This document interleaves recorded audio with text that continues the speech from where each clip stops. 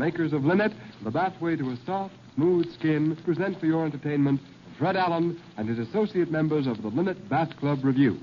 An announcement of unusual importance to every woman in the radio audience will be made later in this program. Be sure to listen for it. And now, on with the show. Rise and shine, stand up and take it. Rise and shine, like what you make it. If bloom so close, should get you as he soon does. Shout mighty holy ho and do just as the moon does. Rise and shine, don't be a mourner. Things are fine around the corner. No harm in trying it, there's nothing to it. You can do it like the sun. Rise and shine.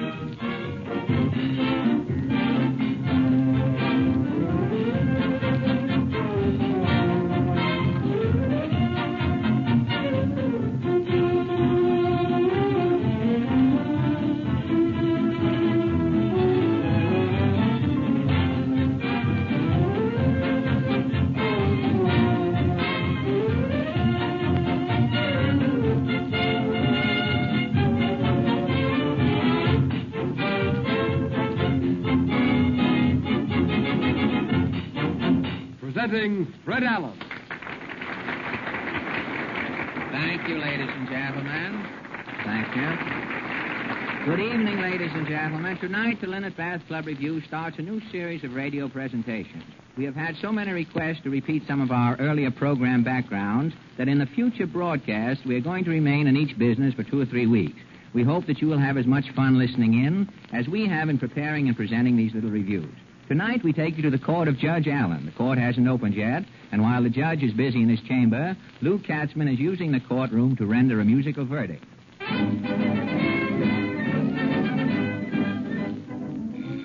Hello? Hello? Judge Allen, just a minute. Hello? No, court isn't open yet. I'm in my chamber. Yes, I try cases over the phone, Mrs. Lummox. You want a divorce? First, you caught your husband kissing the woman upstairs. Then you caught him kissing the woman downstairs. Then he kissed the cook, huh? No, don't divorce him yet. It may be your turn next. The reporters are here, Your Honor. Send them in. Good morning, Judge. Hello, Joe. Hello, May. What's on your mind? Oh, the editor wants to know something about your new court. Yeah, what's the big idea opening your own court? Well, I'll tell you. The city police courts are old-fashioned. For years, they've had everything their own way. There's been no competition. Well, what do you mean? Well, they don't cater to the customer. Every time you get arrested, they drag you down to court, whether it's convenient or not. They've been using the same old sentences for years, and they're still giving people pre-war fines. It's outrageous. Well, what's your court doing? In the first place, I'm open day and night. Well, what about fines? They've got to come down. In my court, you can pay your fine on the installment plan. If I fine you $10 and you haven't got it, you can make me an offer, and I'll bet you won't get away. Say, that's great. Oh, this'll look good in the papers. Everything else is cut rate, and I'm running a cut rate court. No case too small for me to handle. I want to put crime within the reach of every man, and you'll get justice here just as cheap as you'll get it any place. Okay, Your Honor. Well, so long. Make it strong in the papers, folks. All right. If I put this over, I'll start a chain of cut-rate courts around the country. It'll put the police out of business. Court is ready to open, Your Honor. Say, how does my new robe look? Well. Okay, I'll go right in. Oh, yes, person in business for the court rate court. Give it a dinner. Order in the court, please. Order in the court. Sit down, everybody. First case? John Flog versus Caesar Bemis. Assault and battery. What happened, John? Well, I was working at my filling station on the night of the 7th, Your Honor, when this man here... Mr. Bemis? Yes, he drove up in a roller skate. A roller skate? Hey, I'll brain him. Now, wait a minute. Wait. Order in the court, please. If he makes fun of my car again, I'll... Sit down, Bemis. Yes, Your Honor. Now, Mr. Flood, continue. Well, as I was saying, he drove up the filling station. I waited on him, and he slugged me. That's all, Flood. He hit you for nothing? Yes, Your Honor. He didn't charge me a cent. Now, Bemis, take the stand and tell us your version. Yes, Your Honor.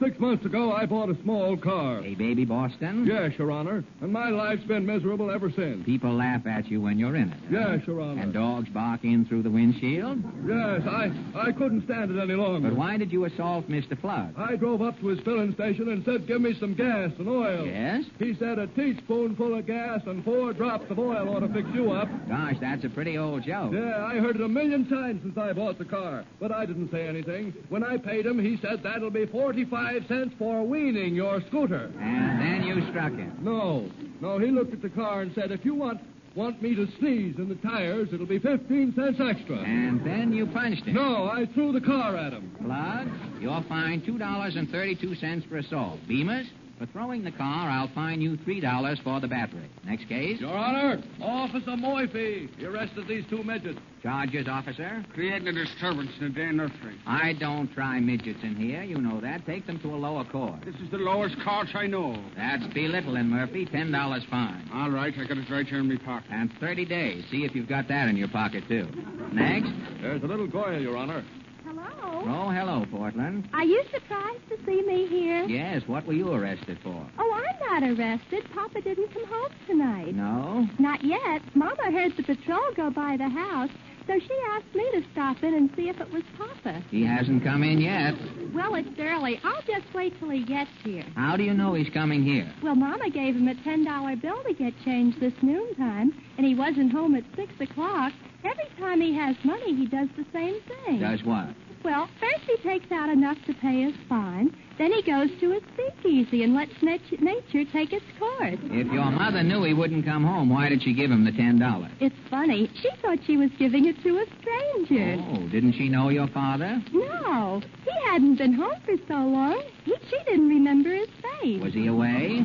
No, he's been working day and night. Those are long hours. Yes, he was working for an interior decorator. And the shop was open day and night? Yes, they're not real interior decorators. But if you want something to drink in the middle of the night, you just call up. What did they sell to decorate your interior?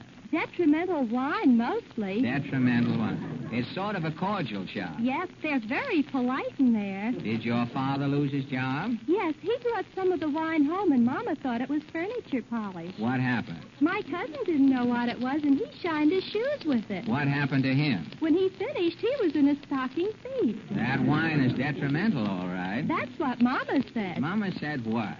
She said if you christened a boat with it, the boat would have an extra porthole. Say, your father must be unlucky. Yes, he had bad luck in his building and loan, too. Really? He went down there to draw out his money, and he stood in line all afternoon. I could never understand why they called it the building and loan. Well, when Papa finally got in the building, he was alone. That's too bad. Did he get his money? Yes, he started a rumor that the company was solvent. And all the people put their money back in again? Yes. Your father certainly was clever to start a rumor like that. He wasn't so clever. He saw the people rushing back to invest. So what? Well, Papa said there might be something in the rumor after all. So he put his money back in, too. That finishes me. You can sit down here. When you hear the musical gong, it'll probably be your father. I hope so. Next case. Filbert Lavender. Yes, Your Honor. You're charged with picking things up in department stores and forgetting to pay for them. Oh, I'm so absent-minded, Judge. I pick up the strangest things. My best friend was a blacksmith, but now he hates me. Why? Well, you see, in a moment of weakness, I stole his anvil. A kleptomaniac, eh? Now, you're charged with stealing 6 bottles of perfume. Guilty or not guilty? Oh, anything that will please you, Judgy. 30 days will make me very happy. Oh, thank you. That tickles me pink. Next. Lillian Lowhill. Lillian Lowhill. Take it easy, Copper. I hear you. Yours is a very strange case, Miss Lowhill. I'd advise you to get a lawyer. Listen, I got in here without a lawyer, and I'll get out the same way. You're charged with leaving things in stores and public places. Now, on January 4th, you left a pound of cheese in a flower shop. On the 20th? I know. I left 4 herrings in a jewelry store. Yesterday, you were caught leaving cream ale in the public library. Now, what's the idea? Well, it's this way, Your Honor. I used to steal things every place I went. I couldn't help it. It was like a disease. You mean you were a shoplifter? Yeah, some big doctor said he'd cure me if I'd take 10 treatments. What happened? Well, I took 20 treatments to make sure. I overdid it. Didn't you stop shoplifting? Yeah, but now I go around leaving things in places. It's like another disease. I'll fix you up. Officer? Yes, Your Honor. Bring that kleptomaniac in here. Yes, Your Honor. Say, don't put me in a cell with that guy. I'm not putting you in a cell. Yes, Your Honor. Here I am, Judgy. You great big legal beauty, you. Meet Miss Lowhill. Oh, charmed, dearie. Take it easy, Mayday. Now, I'll release you two on one condition. Filbert, you follow Miss Lowhill wherever she goes. I order you to pick up the things she leaves around. That'll keep you both out of trouble. Thanks, Your Honor. Wait a minute. Lock the doors. My watch is gone. Oh, Judgy. Here it is, Judge. I've seen him take it. Fine. You two are working together already. Next. Randolph, you saggy bottom. Yes, Your Honor. You're charged with parking your car overtime. Your Honor, I didn't. Order, please. Will you plead guilty? The fine is $8.15 for one offense, or 2 parkings for $15. I'm not guilty. All right, take the stand. You'll find out whether you're guilty or not. Now, it says here you not only parked overtime, but your car was next to a fire hydrant. Your Honor, I... Order, please. While the car was parked, a fire broke out, and the fireman couldn't connect the hose. Fireman Sparks? Yes, Your Honor. What happened? We drove up with the engine, and the car was in the way. We seen we couldn't do nothing, so we went to another fire. And the house burned down? Yeah. That's all? I'm not guilty. Oh, you're not. Did you know that the heat from the burning building blistered the back of Miller's Market? Mrs. Miller. Yes, Your Honor. Take the stand. Did you see the defendant's car parked near the fire hydrant? Yes, Your Honor. Tell us what you know about the case. Well, my husband owns a butcher shop. And when the building next door burned down, it melted the ice in the icebox and spoiled all the meat. How do you know it spoiled the meat? Because my husband's sick from eating it. Are you sure he was ptomaine from this particular meat? Yes. Mrs. Clancy bought some of it, and her husband nearly died. That's all. Mr. Clancy. I'm not guilty, Your Honor. Keep quiet, Saggy Bottom. Now, Clancy, what is your occupation? I'm a letter carrier. And you were poisoned by this meat? I nearly died, Your Honor. I lost my job on account of it. I took sick and couldn't deliver the mail until 2 days later. And when you couldn't deliver the mail, Miss Baxter was dispossessed. Miss Baxter? Righto, Your Honor. Tell us your story. Well, my rent was overdue, and I sent a check the very day that Mr. Clancy was stricken. And your check, naturally, wasn't delivered in the mail. No, Your Honor. My letter stayed in Clancy's bag, and I was dispossessed that night, Your Honor. I'm not guilty. I'm not through, Mr. Saggy Bottom. This is a court of justice. Now, when Miss Baxter's check failed to arrive, the landlord, Mr. Feinbaum, found himself in financial difficulty. Mrs. Feinbaum? Yes, George. Tell us about your husband's dilemma. Well, I'll tell you. Mr. Feinbaum owed the bank on his mortgage, you see. He was going to use Miss Baxter's check to settle the amount. But he didn't receive the check, so he couldn't pay the bank. No, the bank took the building away from my husband. Oh, and Mr. Feinbaum went crazy. He jumped out of a window. Now I'm a widow. I'm not guilty, Your Honor. No, Randolph, you Saggy Bottom. You're not guilty on the charge of parking overtime. But if your car hadn't been parked in front of the fire hydrant, Humbert Feinbaum would be alive today.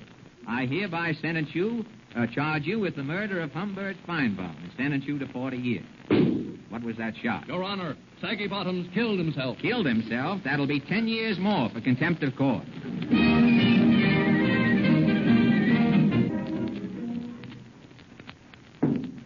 Next case. Ronald C. Blotto. Baby, I don't know, boy, baby. Mr. Blotto, you're charged with intoxication, refusing to pay your check at a speakeasy, resisting an officer, and inciting a riot. Guilty or not guilty? See my lawyer. Is your attorney here in court? Right there, Your Honor, on the job. Wait a minute. Who are you? I'm Roy Retwell, counselor at law, notary niblick, public. Roy Atwell? Yes, Your Honor. Is the defendant guilty? Guilty? Guilty? Yes. No. 1,000 islands, no. I demand a habeas corpus, a corpus. My client is as innocent as a newborn babe. This case is as clear as a crystal. Boy, I'll tell you, Webster. Order in the court, please. Oh, no harm done, Your Honor. My client is feeding his goat. Feeling his oats. Mr. Blotto's a prince. A hail fellow and well met. No, never mind that. Put him on the stand. No sooner shed than done. I'll have him acquitted in 2 milkshakes of a clam's tail. Mr. Blotter, will you take the stand? Your Allen, he's a slobber. A sober as a fudge. Yes. Proceed with the case, if you will. Exactly. Now, Mr. Blotto, we want the truth and butter, not the sleuth. Mr. Truth, we want the truth and nothing but I object. Wait a minute. What are you objecting for? Well, I thought I'd take the words out of your mouth. Every time I try a case, somebody objects. The boy Darrell and the boy old Clarence. Order, please. Now, was your client in the speakeasy on the night in question? Of course he was in the speakeasy. Every man has his place, and my client's place was in the pig and bristle, the whistle. What's that? With the pig and thistle, the pig and pickle, the whistle, that's the squeak. Oh, let it go. Please. Had the defendant been drinking? Mrs. Blotto, have you been drinking? I was polluted. Here's the bill, boy, with that drink. Look at it. Well, it's a list of drinks. Two brandy boats, and Tom and Jerry. When did the trouble start? The stubble start? There was no bubble startle. Someone put a bum's extra fly bottle in my client's hand, and he tossed it out of to a waiter. Atta boy, old technocrat. Quiet, please. Now, he tossed the bottle. He tossed the tottle, yes. The bum's extra dry bottle. And the waiter ducked. And the bottle went through the window. Then the police came in. Yes, the cops broke down the doors, but the waddle was empty, and the cops wanted to know why. Hail. Order, please. Now continue, Mr. Atwell. But my client was as cute as a cucumber. He threw a cop through a window. Through the same window? Yes, he saw a hole in the window, and he didn't want to see it go to waste. Sure, I object. Have a little drink. Here, Blotto. Put that flask away. I object. Pass it around. Give me the flask, officer. Yes, Your Honor. It's nothing, Your Honor. It's ginger ale or root beer, I'll bet. If this is intoxicating liquor, Blotto will get life. Intoxicating ticker? Taste it, Your Honor. Why, it's probably nothing but some mouth sauce, or a gargle that he's been taking for a sore throat. It smells like liquor. Read that as a lie. Taste it, Your Honor. Taste it. Tastes like liquor, too. You try it, Atwell. Yes. That's not liquor. It's liquor. I'll say it's lemon laspe. Here, let me taste it again. No. It's Scotch. No, give me another taste. No, that's not Scotch. It's orange squash. I'll try once more. No, it's Scotch. Read that as a lie. Yeah, stop that singing, you. If I could sing better than myself. Don't deny, Nudge. Suds. Hey, well, now, let's make it a trio. All right. All right, boys, let's go. Let's Trio, the idea of my heart, sweet Get out of here.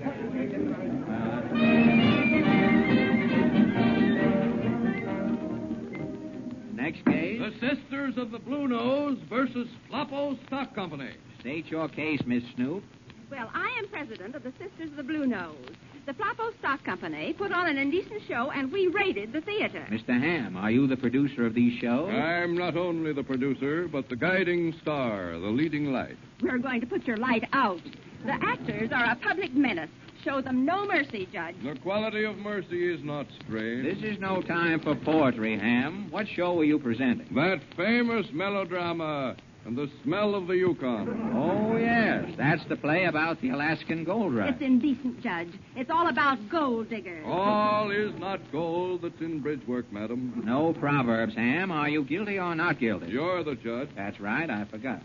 Is your company here? Yes, Your Honor. They're terrible, too. We'll soon find out. Now, let me see the questionable part of this play. Yes, gladly.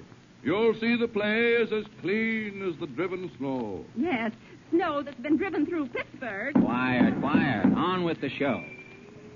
I say, Big Chief Running Pants, are you sure you know the way? We know every foot in Alaska. Oh, Your Honor, that's a suggestive remark. He knows every foot. He's an Indian chiropodist. That's not vulgar. Go on, Ham. The place is full of wolves. Look at those tracks. Wolf no have track. Streetcar have track. Look, Chief, in the mountains. Those figures are moving. Mountain goat. You mean it's a haunted mountain? Good haunting ground. Much goat. Goats? I thought you said ghosts. It's a beautiful sight. Thousands of goats. It's the smell of the Yukon. Much beautiful. Fui. Speaking of goats, reminds me of Frisco Kate. She's up here somewhere, Chief Running Pants, and I'll find her if it takes all night. Oh, Your Honor, Frisco Kate is Quiet, quiet. Look, he big dance hall. Much good firewater. Free war. We'll go in. They may know Frisco Kate. Hello there, strangers. Come on in and get warm. Thank you, gal. Where bar? In the back room, straight ahead. What do you have, stranger? 2 Tom and Jerry. I'll give you Tom, but I'm all out of Jerry's. 2 Toms, then. You prospecting for gold? No, partner. I'm a seeking Frisco Kate. She's worth her weight in gold to any man. She ain't been here, stranger. I wonder if any of the boys have met up with her. Wait a minute. I'll pour the joint. Quiet, everybody.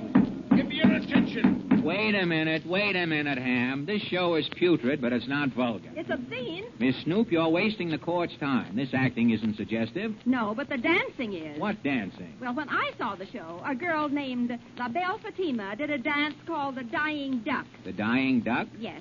And from the looks of her costume, the duck died of exposure. Mr. Ham? Yes, Your Honor. Is La Belle Fatima here? Yes, but she can't dance, Your Honor. Her costume is missing. A little thing like that shouldn't stop her. Quiet. Miss Snoop, not knowing the nature of the dance, I can't act. Nature of the dance is right. It was all nature. Well, since I can't see the dying duck, I'll have to dismiss the case. No, Your Honor. Before I'll see these criminals freed, I'll do the dance for you myself. You will? How did it start? Well, she came out wiggling, like this. I see. And then what happened? Well, her feet stood still and her body acted like $2 worth of jelly, looking for a place to gel, like this. I'm getting a good idea of it now. Don't move, anybody. You're under arrest. Just a minute, officer. What's this? It's a raid, Your Honor. We've had complaint about your court. We'll have to pinch this dame who's doing the dance. Oh, there's some mistake. Oh, save me, Judge. You'll get 20 years for this, Miss Snoop. Oh, I'll never live to do it. Do as much of it as you can. Come on, lady, come on.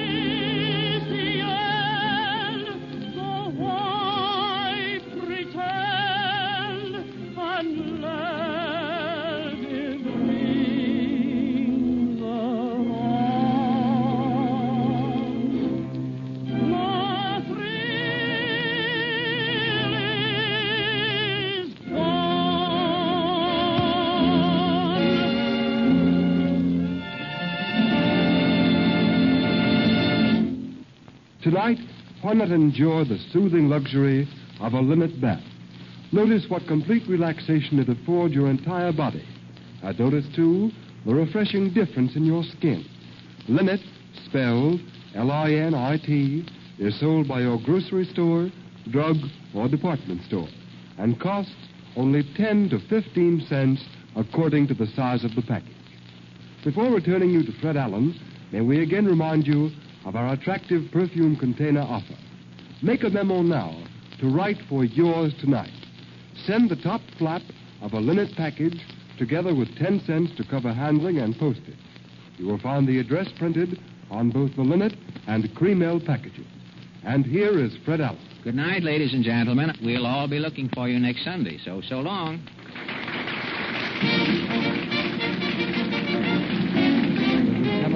Saying goodnight for Linit. This is the Columbia Broadcasting System.